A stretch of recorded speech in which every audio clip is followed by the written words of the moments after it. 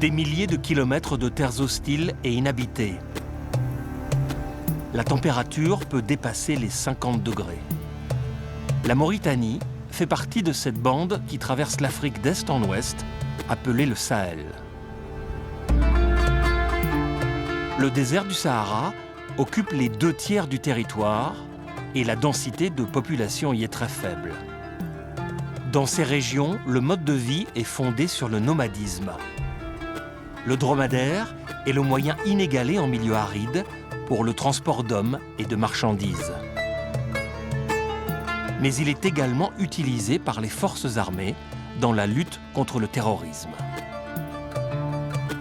Des gardes nomades parcourent le désert avec pour mission de surveiller les frontières et de délivrer de l'aide humanitaire. Nous sommes à Hachémine, petit village au cœur du désert, à seulement 60 km de la frontière avec le Mali. La région est classée zone rouge, formellement déconseillée aux étrangers. Cependant, grâce aux patrouilles méharistes, la situation actuelle dans la région est stable. Une esplanade de sable au milieu de quelques dunes, c'est là que nous rejoignons le groupement nomade. Encore rudimentaire, ce camp accueillera bientôt la future école de formation des méharistes. Pour cela, 300 dromadaires ont été achetés dans la région. L'Union européenne finance ce vaste programme de sécurité et de développement. L'adjudant-chef Sidi Lebsar, membre du groupement nomade depuis 26 ans, passe les troupes en revue. Préparez vos montures, préparez vos selles et votre matériel. Attachez-moi bien tout ça. Avec une seule bosse, ce sont bien des dromadaires, mais les Mauritaniens les appellent des chameaux, chmel en arabe. Une erreur héritée des premiers colons français qui ne distinguaient pas les deux espèces. À qui il est ce chameau? Il faut que tu passes un coup de brosse ici. Il faut enlever ces épines de cram-cram. Enlève-les bien, sinon ça va lui frotter sur la peau à cause de la selle. Et ça va le gêner pendant toute la marche.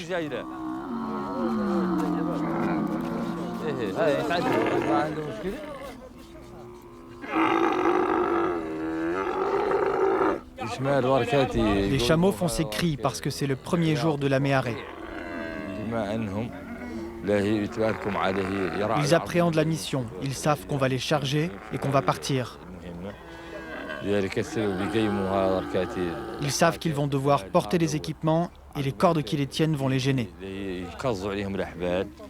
Mais après quelques kilomètres de marche, les selles et les harnachements vont se détendre. Les chameaux seront plus à l'aise. Les hommes sont à l'écoute, respectueux de l'autorité. Quasiment tous sont originaires de cette région, à la frontière du Mali. Leur moyenne d'âge est relativement élevée, entre 40 et 50 ans. Il faut une certaine expérience pour affronter le désert pendant des mois. Le chameau, c'est notre moyen de transport. Nous transportons notre nourriture, notre eau, nos armes, pour nous déplacer dans le désert et dans les zones les plus difficiles d'accès. Le chameau supporte très bien la chaleur, la fatigue, le soleil. Mais il faut bien le maîtriser. Les méharistes connaissent bien leur chameau. S'il est bien traité, il sera endurant. Il vous emmènera dans les endroits les plus difficiles d'accès.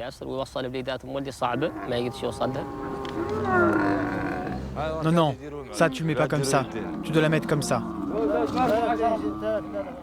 Tes outres sont bien remplies d'eau? Ok, il nous faut des outres, hein, c'est le plus important.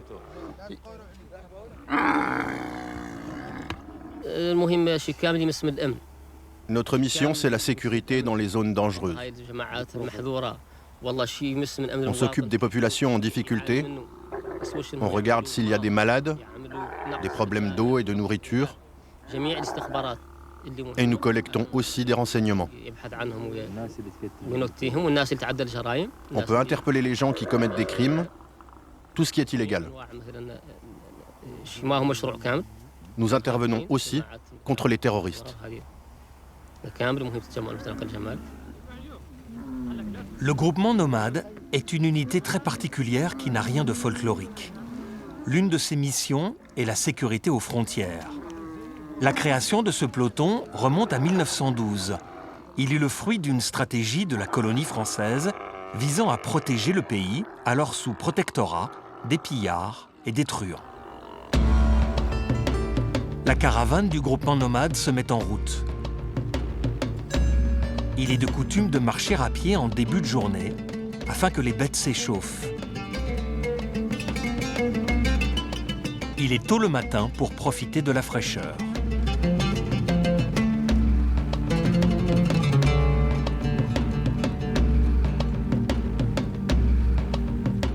Cette région désertique qu'ils vont traverser longe le Dahar, ce grand plateau et ses falaises qui font face aux frontières. Ce désert dangereux s'étend sur 5000 km. Certaines zones sont contrôlées par des bandes armées ou par des groupes islamistes qui se jouent des frontières. Les rebelles islamistes sont implantés dans le désert et mènent régulièrement des actions de guérilla et de terrorisme au Mali et au Niger. La frontière avec le Mali est une frontière vaste de plus de 2400 km. Donc c'est un territoire presque incontrôlable, franchissable par tous ces points. Donc vraiment, l'État mauritanien a fait des efforts considérables pour contrôler ses frontières. Faire appel aux méharistes, c'est revivre tout d'abord une chose très importante ancrée dans notre histoire. Et ensuite, c'est permettre à ce type de formation de jouer le rôle dans le dispositif actuel de défense et de sécurité. Les patrouilles à dos de dromadaire ont un avantage stratégique sur les 4x4 de l'armée qui font du bruit et surtout dégagent de la poussière qui se voit à des kilomètres. La passe n'est pas loin. Nous sommes presque arrivés. Nous sommes à environ 5 ou 7 km. Nous allons marquer une pause, prendre un thé et permettre aux chameaux de se reposer. On se repose, on prend le thé, on reste un peu et on part vers Walata.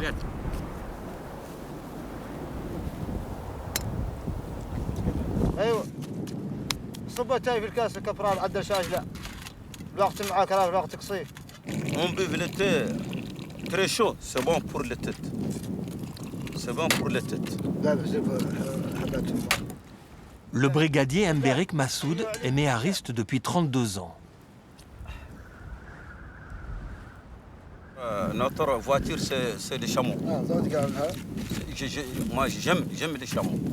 Moi, j'aime les chameaux. Je les choisis parce que je l'aime. Je l'aime trop. Il y a des zones, la voiture ne peut pas déplacer là-bas. Beaucoup de sable. C'est les chameaux qui peuvent passer chez les zones qui les voitures ne peuvent pas déplacer là-bas.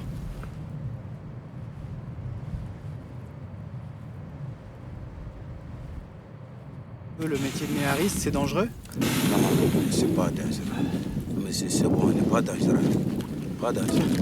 Parce qu'il y a la frontière, il y a les terres. Il y a la frontière, parfois tu trouves des voleurs, tu prends les animaux des gens, tu l'as attaqué, tu la prends, tu l'amènes. Parfois tu trouves des dangers, parfois tu ne trouves pas de problème. Il n'y a pas des terroristes au Mali, à la frontière? Il y a beaucoup. On attend ça, mais ce n'est pas tout près de nous. Ils sont au fond du Mali, entre Mauritanie et le Mali. Parce qu'ils ont peur de venir, parce qu'ils connaissent que l'armée mauritanienne, il est très fort, il connaît les terrains. Et il peut faire 15 jours, 10 jours, 16 jours, il mange ça. Le gâteau et les biscuits, sans problème. Les terroristes ne sont pas des musulmans. Les musulmans, ils font le bon, ils n'attaquent pas les musulmans encore. Non. Qui fait ça, ce n'est pas un musulman, ce n'est pas un islamiste. Non. L'islam, c'est correct, c'est autre chose. Si eux, ils ne peuvent pas les morts. Nous, comme ça, on défend notre patrie, soit que la mort vienne sur nous. On ne perd pas. Depuis 2011, aucun attentat ou enlèvement n'a eu lieu dans le pays. Dans le Sahel, l'eau est une ressource précieuse. Les nomades, les bergers et leurs troupeaux doivent constituer des réserves et se réapprovisionner dans les puits au cours de leur déplacement.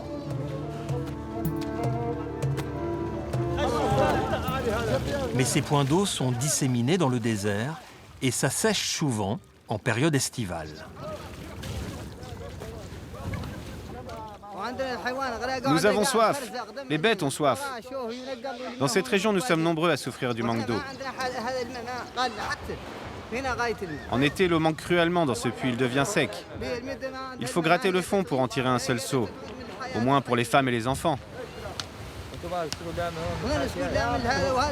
Nous sommes obligés d'aller chercher l'eau ailleurs. Sans l'eau, la vie est impossible. C'est pour ça que nous sommes toujours à la recherche de l'eau.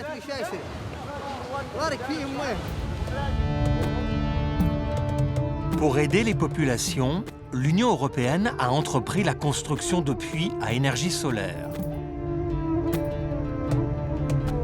Le programme s'appelle Gaudat, Méharé en arabe. L'une des missions des gardes est de veiller sur ces installations, comme ici, dans le village de Birnsra. Dans sa lutte contre le terrorisme, la Mauritanie a justement relancé les opérations du groupement nomade pour empêcher la prise de contrôle des villages par des groupes islamistes.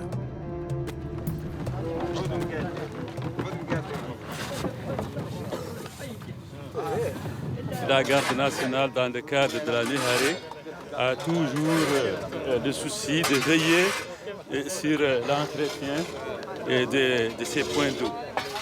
Parce que quand il y a des nomades qui viennent puiser de l'eau, à force de puiser de l'eau, il y a beaucoup d'eau qui coule par terre. Et ça pourrait porter préjudice à ces forages et aux puits.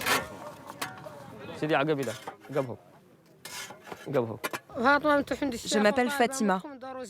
Je parle au nom des femmes de ce village. Nous sommes en manque d'eau en été.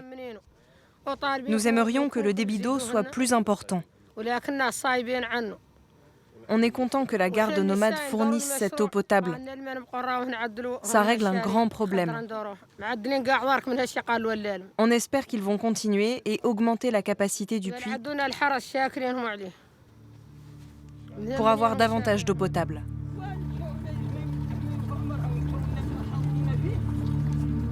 Nous sommes déjà en plein après-midi et pour les villageois comme pour les méharistes, c'est l'heure d'arrêter toute activité pour se protéger à l'ombre. Le groupe va s'installer sous ces épineux dont se nourrissent les dromadaires.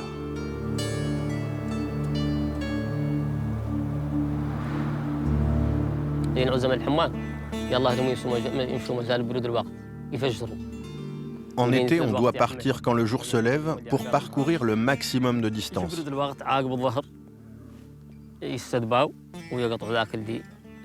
Ensuite, on passe le milieu de la journée au repos, sans bouger, pendant les fortes chaleurs, en attendant de pouvoir repartir.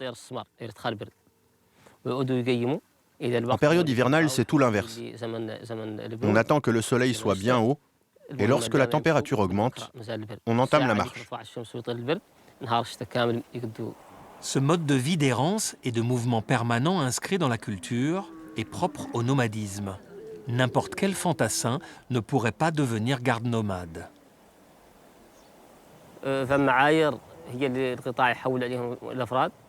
Nous appartenons au corps de la garde nationale.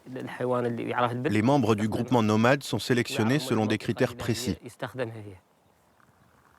Il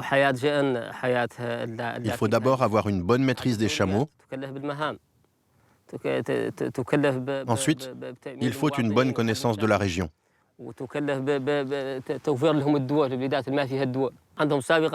Parmi les critères de sélection, les hommes doivent avoir une expérience de nomade. Ils doivent être bédouins, ou citadins mais avec un passé de bédouins, pour leur permettre de s'acclimater aux conditions de vie que vous voyez ici.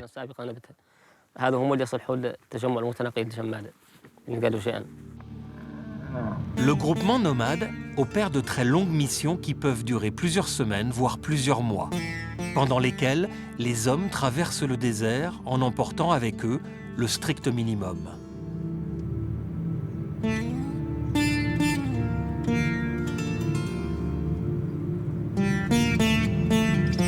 C'est l'heure pour les méharistes de s'arrêter pour la nuit au milieu des dunes.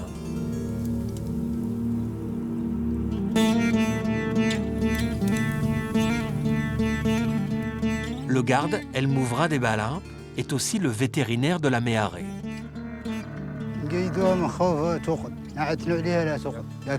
On entrave les pattes du chameau.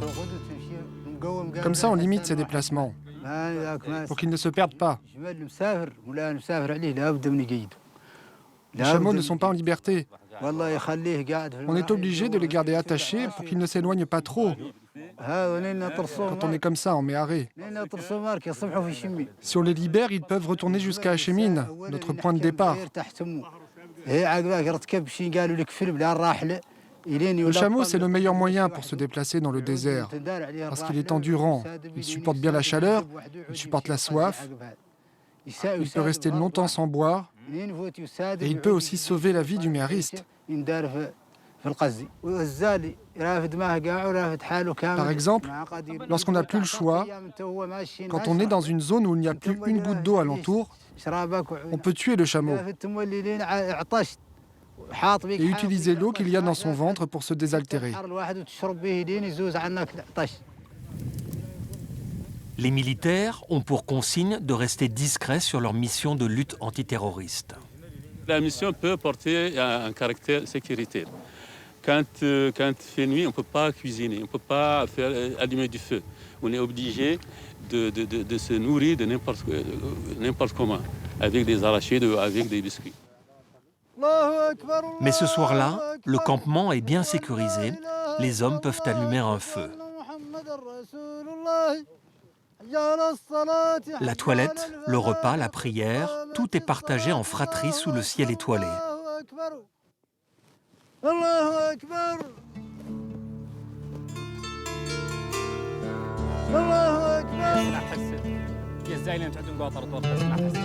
Les gradés postent des hommes armés autour du camp pour assurer la sécurité pendant la nuit. On fait un dispositif circulaire. Un groupe de l'autre côté, de l'autre côté est, un autre groupe du côté ouest, un autre du côté nord et un autre du côté sud. Et au centre, commandement. Et le centre, il y a le commandement. Maintenant, pour des raisons de sécurité, chaque groupe va monter une sentinelle. Mais pourquoi on parle de sécurité? Il y a des risques dans la nuit? Éventuellement, il peut y avoir des risques parce que nous sommes des militaires, nous sommes sur le terrain. Il faut qu'on veille sur la sécurité de l'État et sur notre sécurité personnelle. Les hommes se nourrissent de viande de chèvre quand ils le peuvent. Maintenant, Ils peuvent aussi cuire du pain en plein désert.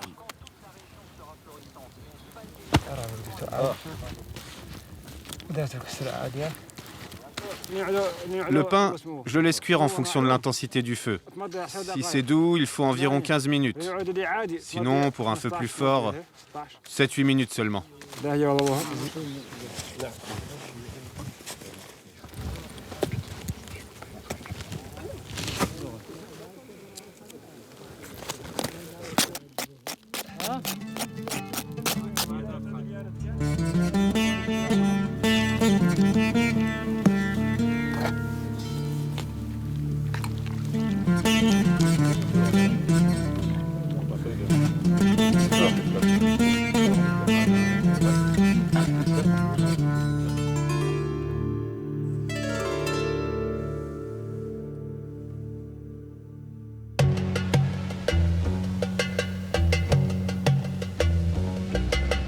Au petit matin, dans le village de Niayé, l'infirmier des méharistes installe un cabinet de campagne.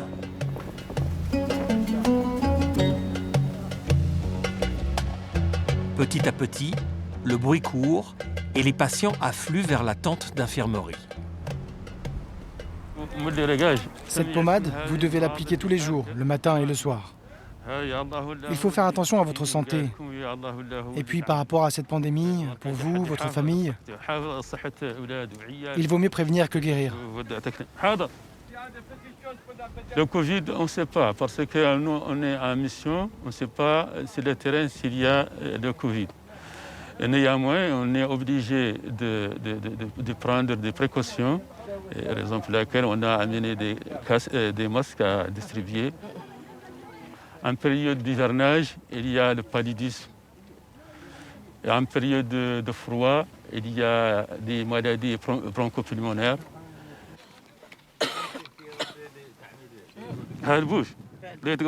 Votre enfant a une bronchite.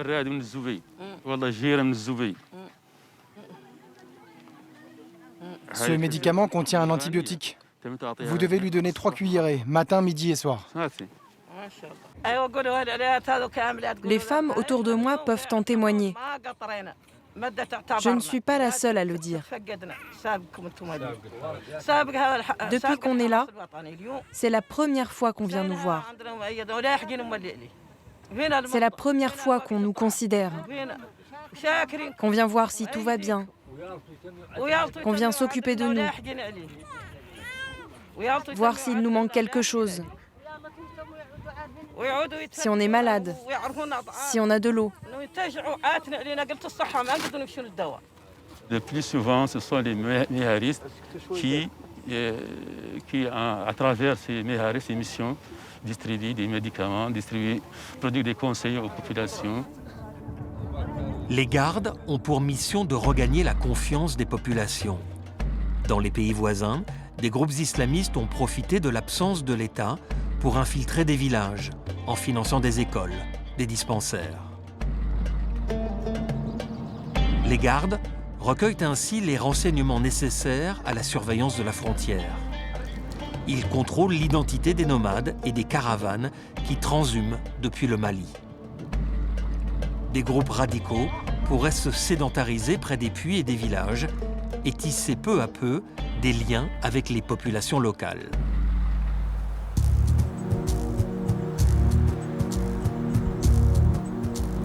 La dernière étape du groupement nomade est l'une des plus anciennes villes du continent, Oualata. Cette cité jadis florissante, l'une des plus anciennes d'Afrique, est inscrite au patrimoine mondial de l'UNESCO. Et elle est toujours une étape pour les caravanes de nomades. Ce fort était jadis occupé par les pelotons méharistes dirigés par les colons français qui surveillaient la région, puis fut délaissé aux mains des pillards après l'indépendance. Les hommes du groupement, dont beaucoup sont originaires des environs, pénètrent dans la ville sous les applaudissements des habitants.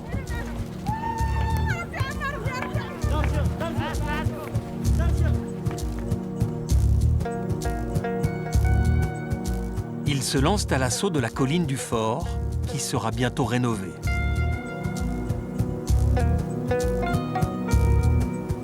Ils pourront ainsi représenter l'État mauritanien pour s'implanter définitivement dans ces régions, aux confins du pays.